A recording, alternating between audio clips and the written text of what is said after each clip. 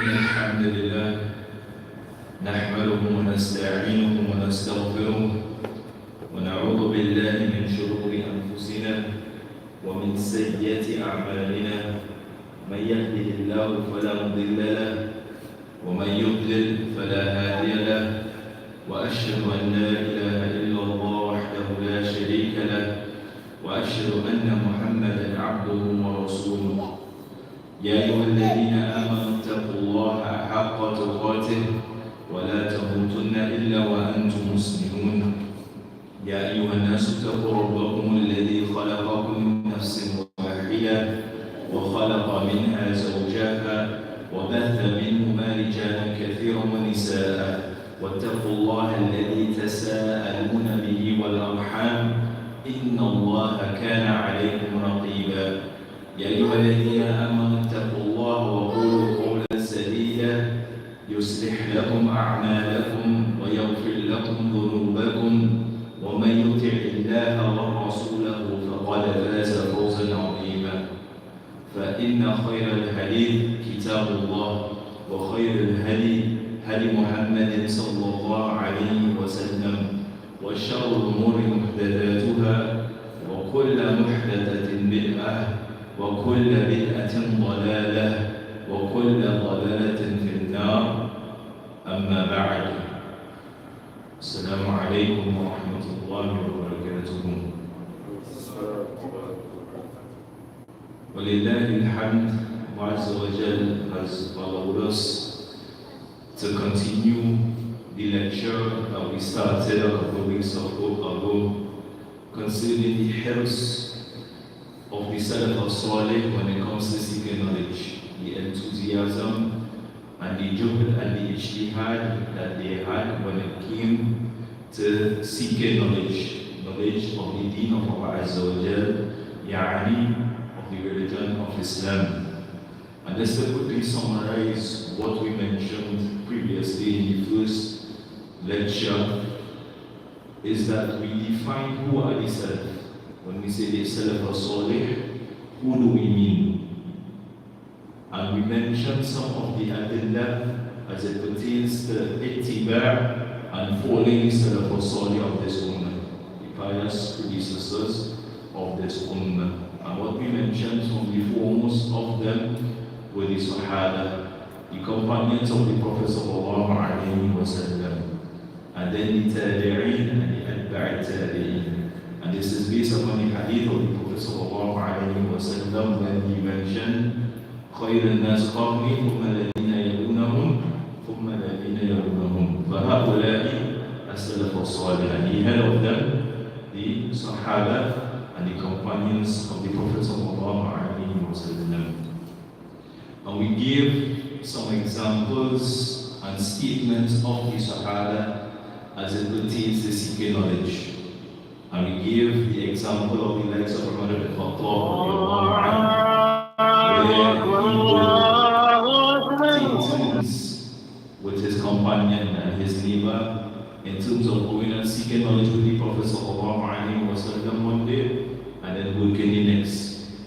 And they would interchange whatever Umar heard from the Prophet ﷺ, he would inform his companion when he returned, and vice versa.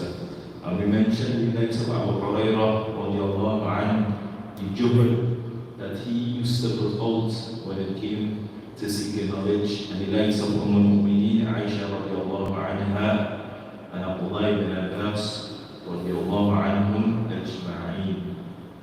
And where we stopped, or the last point that we mentioned, is that the asl and the foundation of seeking knowledge in Islam is something called al-rihlatu fi talab al-ilm. That a person has to travel to the lands of the ulama, the scholars of Islam, and seek knowledge from them. This is the asl and the foundation.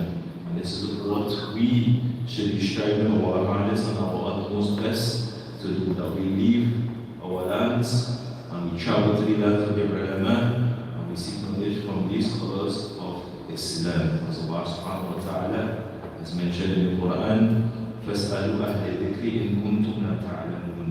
To ask the people of knowledge if you do not know, and the people of knowledge whom the ulama, they are the scholars of Islam, the inheritors of the Prophet, the inheritors of the prophets. So the next point after Rihla fi Talab al-Ilm that we're going to mention is something that is very important to the student of knowledge.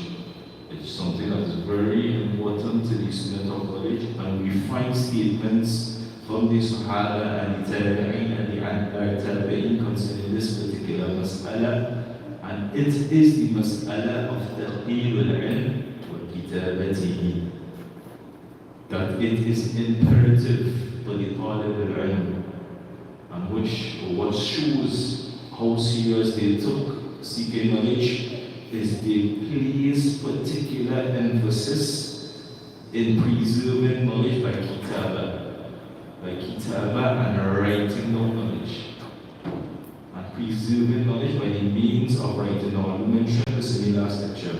There are two main ways that knowledge is preserved: حفظ الكتابة وحفظ الصدر, memorization of our hearts and memorization by the ways of, or the means of kitaba and writing it down. So Umar ibn Khattab radiallahu anhu, and it was also narrated from Anas bin Malik radiallahu anhu, قالوا, that he said, قيدوا العلم بالكتابة, قيدوا العلم بالكتابة. And we find this athar, the statement of Umar and Anas, in the Sunan of Imam Darimi rahimahullah, where Umar radiallahu anhu said this. He said to preserve knowledge by writing it down. And this is something very, very important. And we see Abu Hurairah radiallahu anhu, and we mentioned last time as well that there is no companion that narrated more hadith than Abu Hurairah radiallahu anhu. If you look in terms of the narrators of a hadith from the Sahaba, Abu Hurairah is number one on that list, and by a margin, a large margin as well.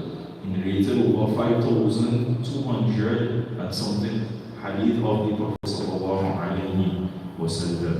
And listen to this speech of Abu Hurairah radiallahu anhu. He said, ما من أصحاب النبي صلى الله عليه وسلم أكثر حديثا عنه مني, that there is no companion that narrated more hadith from the Prophet sallallahu alayhi wa sallam than me.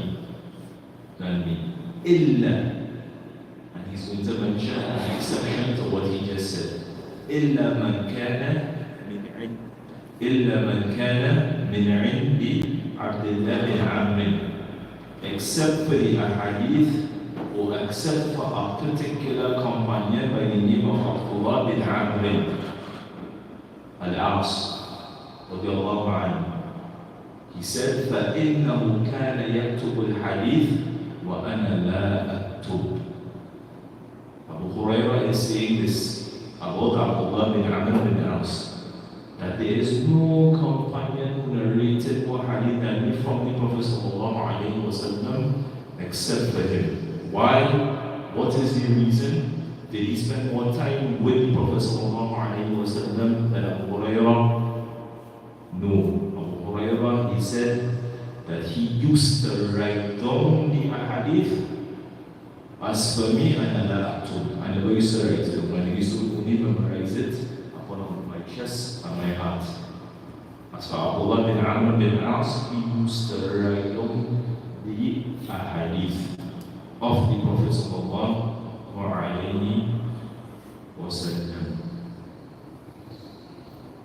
And we see this helps from the generations that came after the Sahaba.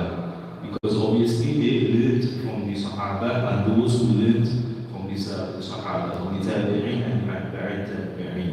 And it was narrated that some people, they entered upon Sufyan al-Thawri, rahimahullah, in the sickness that he died from.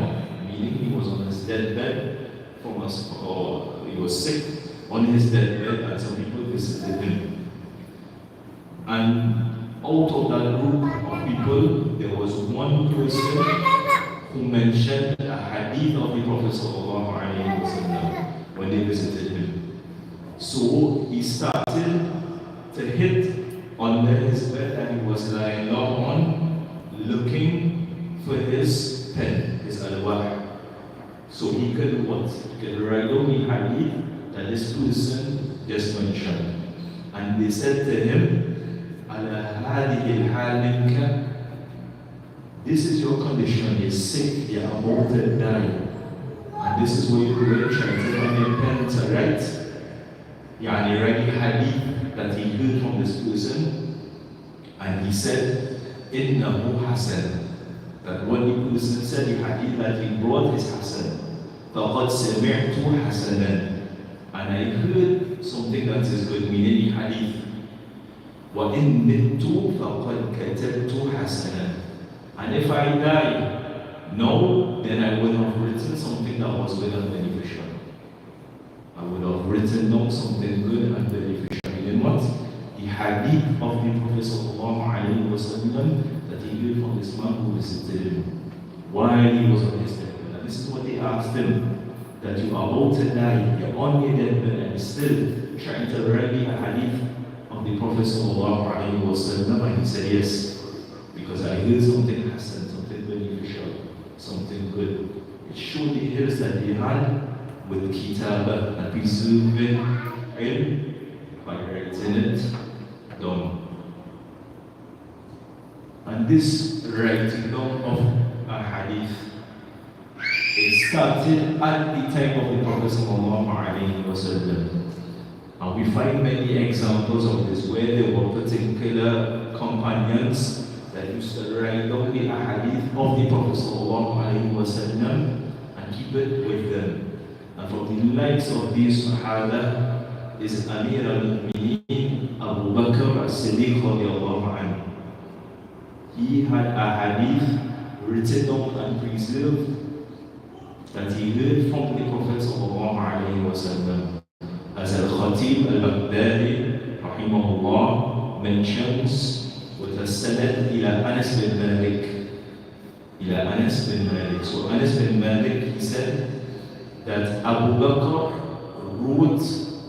wrote down something and sent it to me. Abu Bakr, this is Anas bin Malik saying that Abu Bakr wrote something and sent it to me. And in it, or on it, it said, it had the khatim, the stamp of the Prophet sallallahu alayhi wa sallam. And in it, it said, هذه فريضة الصدقة التي فرضها رسول الله صلى الله عليه وسلم على المسلمين. That this letter, it had to do with the zakat that the Prophet sallallahu alayhi wa sallam had made compulsory upon the Muslims. And you can find this hadith in Kitab al-Zakah in the book of Imam Bukhari, Sahih al-Bukhari, under the Kitab al-Zakah, the book of Zakah, showing what? That Umar radiallahu anhu, he had the hadith of the Prophet sallallahu alayhi wa sallam written down, and he sent it to Anas bin Malik. Anas bin Malik radiallahu anhu. And from these examples, where the Sahaba used to write on the hadith, and in their time, finding paper wasn't easy, so they used to write on the hadith on bones. They used to write on the hadith on stones. The first thing I said was bones with a B. Some people get confused. Bones. Right? The second thing they used to use is stones. Hijab. They used to use stones and carve the hadith into the stones. And they used to use the date tree, the palm of the tree, and write on it. Yani anything they could have found, they would have used to written down the hadith of the Prophet sallallahu alayhi wa sallam. So again, Khatib al-Baghdadi and Ibn Abdul Barr rahimahullah, they mentioned a hadith that was back to Ali radiallahu anhu, where Ali radiallahu anhu, he was given a khutbah and he said, من زعم أن عندي شيئا نقرأه ليس في كتاب الله وهذه الصحيفة فقد كذب. That whoever claims, this is Ali giving a khutbah to the people, He said, and obviously this is after the time of the Prophet sallallahu alaihi wasallam. He said, whoever claims that I have something with me, whoever claims that I have something with me that I read from that is not found in the book of Allah Azza wa Jal, meaning the Quran, وهذه الصحيفة وهذه الصحيفة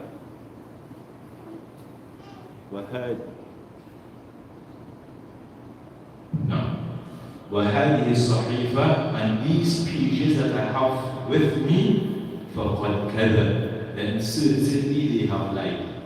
And this is a refutation against the Shia. The Shia who claimed and hold the belief that Ali had revelation that he had with him that we didn't have in the Quran. Meaning he had parts of the Quran that we didn't have with us. This is what the Shia, or parts, a group of the Shia, used to claim and believe. And they used to claim and believe that Ali radiallahu anhu had ilm al-ghaib, had knowledge of the unseen. Right? But Ali is refuting these people here on the minbar, saying that I do not have anything with me except that it is in the book of Allah Azza wa Jal, and these sahifa, these pages with us, with me. And the rawi of the hadith, or the athar of Ali, he said, in the sahifa of Ali, or he said it was connected to or attached to the soul of Ali. That the kitab and the hadith that he had written down, he kept it attached to his soul. And in those papers, he had the hadith of the Prophet sallallahu alaihi wasallam when he said, Al-Madinatu haramun ma bayna ayn wa thawr. That the city of Medina, it is haramun, it has been haram, it is a sanctuary. Ma bayna ayn wa thawr. These are two mountains in Medina. Yani, from the haram of the Medina is between Ayn and Thawr. فَمَنْ أَحْدَثَ فِيهَا حَدَثًا, and whoever, listen carefully, whoever innovates in it